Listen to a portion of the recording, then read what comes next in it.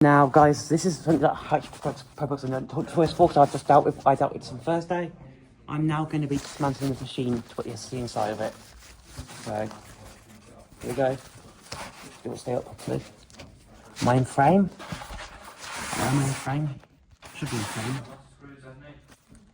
What am I going to use to pop this up? Because we don't have a tripod. I've got an idea. If there's one that's strong enough to support it. How about this? Actually, that's really weak. That's no good. So, what are you trying to do? You're trying to prop it up so it's viewing this Yes. table? Okay. Right, we're ready, guys, to start dismantling the HP Pavilion. All the way around the table because he's got his phone sat there. So just don't knock the table basically. Because that's So, what we're going to do with this machine today is we're going to put the SSD inside. This is the SSD that's been replaced. I'm replacing it with. This has got 2 discs in it, or 3 discs. This is the existing hard drive. This hard drive might be wiped before this video, so I don't really care about the serial number being shown, but actually no, I will send the serial number because this is the hard drive that's being put in, and no, this is the SSD that's being put in. Sorry.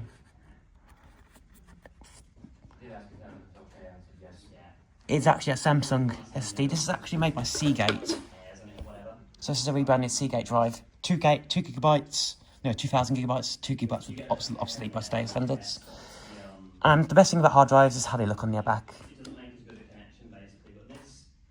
This, by the way, is cross-compatible with my machine.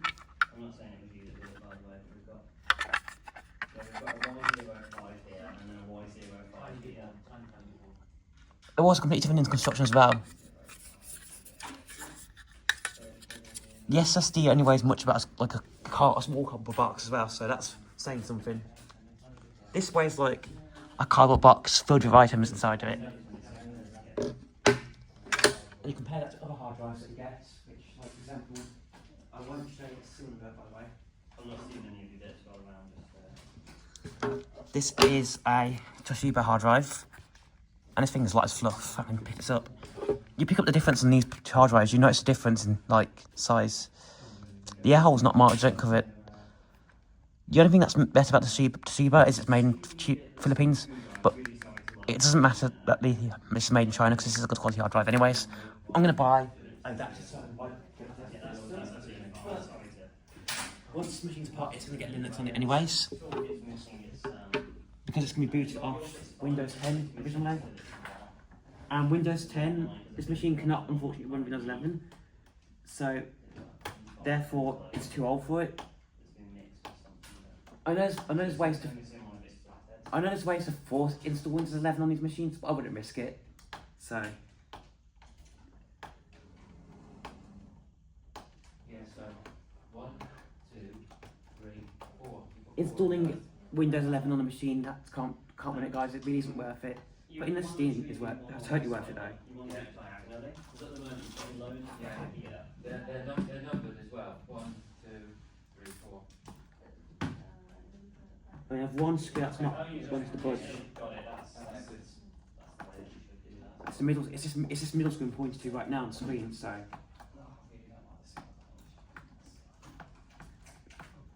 Microphone thing is.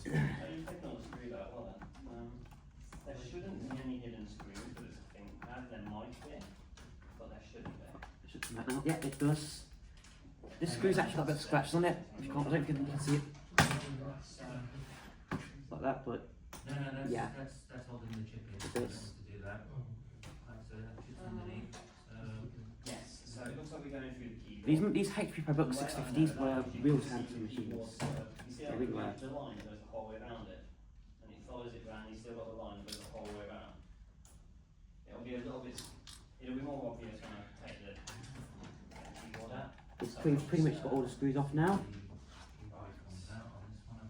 And in a second, my good friend David's going to help me get this laptop apart. God, look at that battery. Because it's absolutely tiny. It's pathetic. I mean, you've got a whole laptop full of room, and you've got this tiny little battery. Right, let me get a. the only thing is, this machine's not going to buy us battery inside because Oh, I see. It needs some RAM. It needs some storage, doesn't it? I forgot to bring a button battery in. Just one. one is fine, but it needs. I do have some button batteries at home, but my negative 1000 brain, my negative 1 IQ brain forgot to bring in a bias battery. So, well done to me for that. There's no way to put the storage. Oh, there is. Okay, I was going to say. It's hard to find. Besides, I believe it's a specific type of button battery anyways. I believe it's a watch battery that is used. Oh, Bit of a silly way. on the way screw. It's like how HP. One screw missing. If it does go missing into thin air, it's not the end of the world. If you lose 2 more screws, then you have something to worry about. But let me check on some video. This machine actually, yep, it's still in focus, yep. Right, oh. Let's put it in frame a bit more so you can see me now. Right, now you can see the machine better now. So. Can you see these little sort of indents here? Upgrading a HP PowerBook 650, in my opinion, is worth it because this machine has 2000 gigabyte hard drive, and it was one of the last truly amazing HPs ever made. I'm not saying new HPs are shite, they're not, because I don't stand up brands. But and then another tiny one here. And I've never stand a computer brand anyway, it's against laws of defamation, so. You've got one here, But you guys can see here, and then one here. I'm using this toolkit. This is not an iFix toolkit, but it's still a pretty good toolkit. I mean, the screwdriver is actually made of titanium as well, that's pretty cool.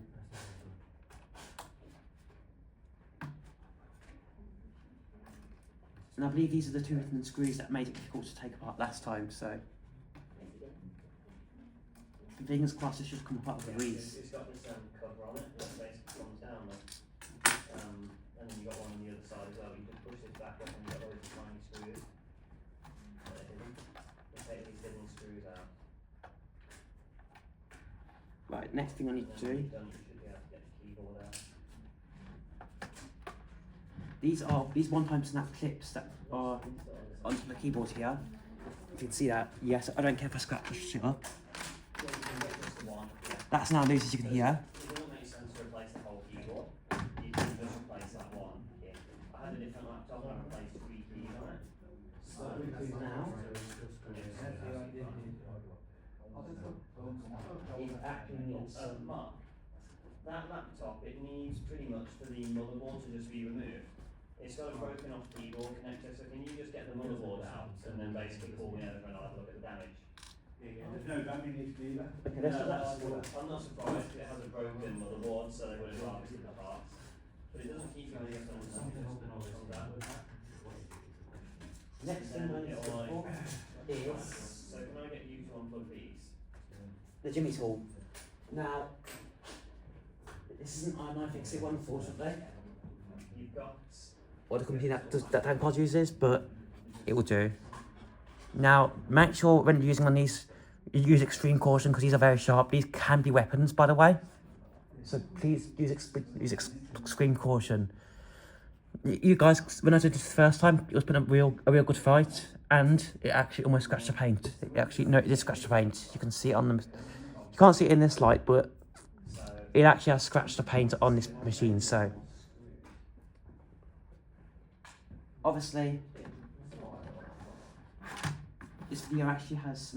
It's not got the close-up shots like a Danpod's video does, but Danpod's Pro. So. You almost always go in from the top. So you just find the seam at the top and you'll start in a corner. I'd actually recommend wearing gloves when using these tools because they're absolutely nightmares. They can cut you up, especially the ones without the protector around it. It's fairly stripped out. I'm going to steal it.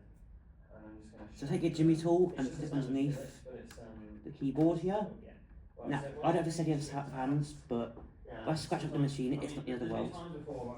As long as I don't scratch up the components inside, like such as the motherboard, RAM, processor, CPU, Yeah, this one won't be that bad, but I'm it's just gonna fine. put it down and It's basically like putting apart an iPod's classic, to be honest. loads of force behind it. And what I'm gonna do is By the way, this same tool can work on this.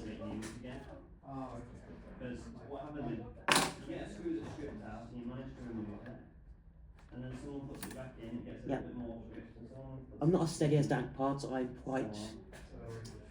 My hands are not steady, so yeah. Is there a metal part tool on that desk? I'm using the Jimmy tool at the moment to get the HP apart. So unfortunately, you'll have to wait. But I'll give you 10 seconds. Sorry though, do you mind if I just... They are all three actually, yeah, definitely. Oh, it's got. I'll make it order. Yeah, I'll just get a new scratch. Just stay on the corner. All I'm going to do is... It doesn't matter. It's not about the consumer machine inside, anyways. It's about performance and specs that this machine I'm has. holding down the white piece that keeps it captive. And then when I hold it down, I'll be able to... Which this was one of the essentials of the machine. Just there. It's a bit awesome. This is one of HP's best machines they ever made, in my opinion. Because that way I can get the full memory. Because you get an i7, it's easily upgradable. Well, this particular model has an i7. I believe you can also get an i5 and i3 as well at the time. There we go. And this machine actually is a 2015 up-to-date code, but this design has actually been in circulation since 2011. That's right. You don't want that going back I into think that. this will need to come. Okay. I think this will need to. Alright, in that case, can you help get the bottom cover off of this? The screws are all captive, they have been taken out, sorry. Now this is the part where this machine gets really difficult. These laptops are fantastic, but they're quite hard to find. It's Yeah, you want to quite have the keyboard off first, that's what it is. So you've got, so if I just slide this round, and I've got another chair. Right, I found out what's the matter was. It was that hard drive because it. Right, David. What's the perfect? It's the cover I've got it off now. It's the cover I've got to get off. So I've got the machine apart, as you can see. Now I just need to get the cover off. The faceplate off, the fascia. I'm going to show you. So you see how it looks like this is sort of I'll be right back, guys. I need to call my friends. All my friends helping me do this. This is the part of the video I struggle with. Yeah, as you can see, I put a new scratch in it. Wow, but oh, if I just get it back into place.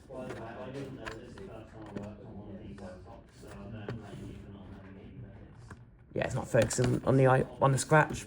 I'm not going to drop. I don't want to crack the LCD, so I'm not going to drop it. HP, why would you put hidden screws in your machines? HP, why? I don't even think it's to make it harder to fix. I just think it's because they needed some rubber feet there, but they also needed screws to make the screen True. stronger. Yeah, that's probably also, that could also be why. If I do that, this should pretty much just fall apart. It's been open enough times. There we are. Brilliant. And this is the next step we can do. You drop your SSD in and whatnot. So you've got your one bracket and then your other brackets here. I don't think you need the brackets for the SSD, to be honest. It should just clip into place. Right, now there's a risk of ESD here, so I am going to risk it. I'm not going to touch the PC when I turn it on. There it goes, it's in like a dream. Right, the SSD is in the machine. We now want to check. We now want to put the cover back on. Don't put the screws in back yet, just yet, because we have to make sure of something. And that is to make sure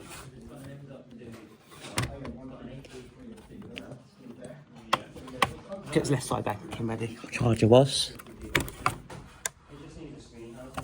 Right, get this charger. This is not my charger, by the way. I lost my charger ages ago. But now it should boot on the SSD.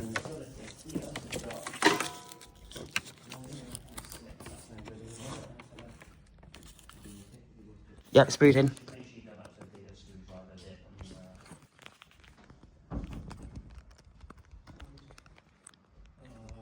The CMOS is enter. Okay, now we just need to Enter. Reboot system. disconnect the battery. There we go. yeah, thanks. Okay, so Right, so I've got me a small screwdriver bit. it's ready for Linux now. And then I've done it before. Right, since the machine is pretty much ready to go, we can officially put it back together. So now, just clip it back into place.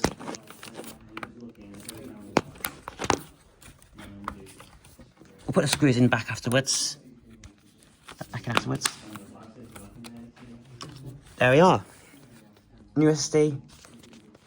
And that's one 2015 HP ProBook. Which is the BIOS. Exit save and changes. There's all the details in this machine.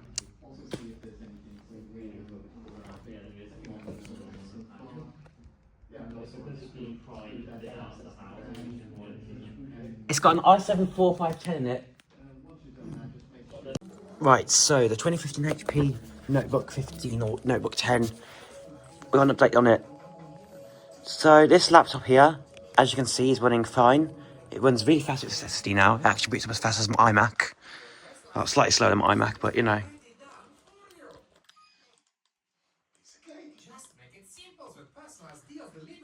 I am using a Microsoft mouse for it, as you can see.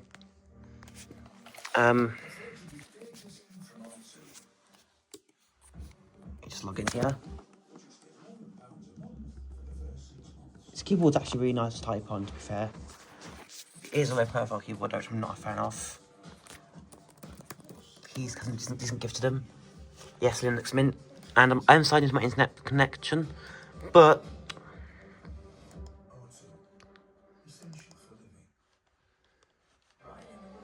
yeah, as you can see, restore session. Look, that looks like I'm blacklisted. I need to fix that. So yeah. Also, the hard drive that's being used on this computer, the hard drive that was out of this computer is now being put to good use. It's being used in here. It's a Samsung 2 terabyte. Obviously, as we spoke about earlier on Tuesday. This is the exact same drive that was in that laptop. So as I was saying, this hard drive is now being put to good use. I'm using it on there. So this is the original hard drive that's in here, as you can see.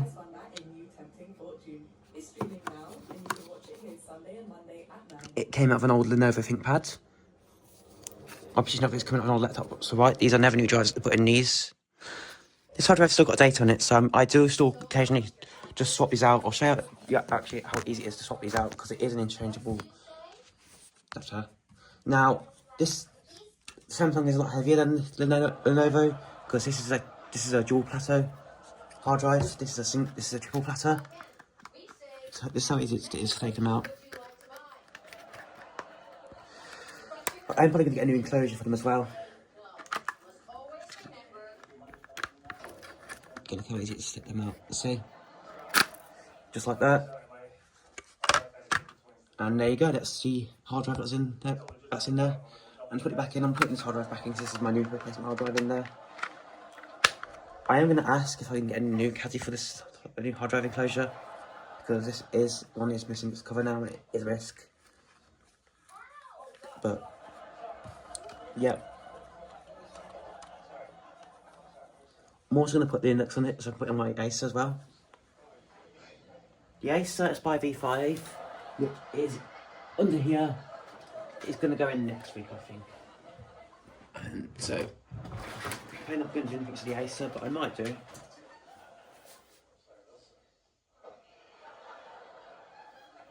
This is the next setup it's going to go in.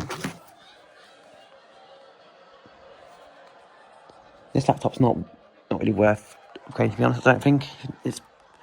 I do think it has a replaceable CPU. This one's actually got the model number underneath it there. and a different fan, as you can see there. It's a lot more, what's the word, open for it. And unfortunately this Acer charger does not work. An Acer charger, sorry, not as Asus or Asus, doesn't work with it. Nope, it doesn't. I'm actually quite tempted to see what the hard drive in this is actually.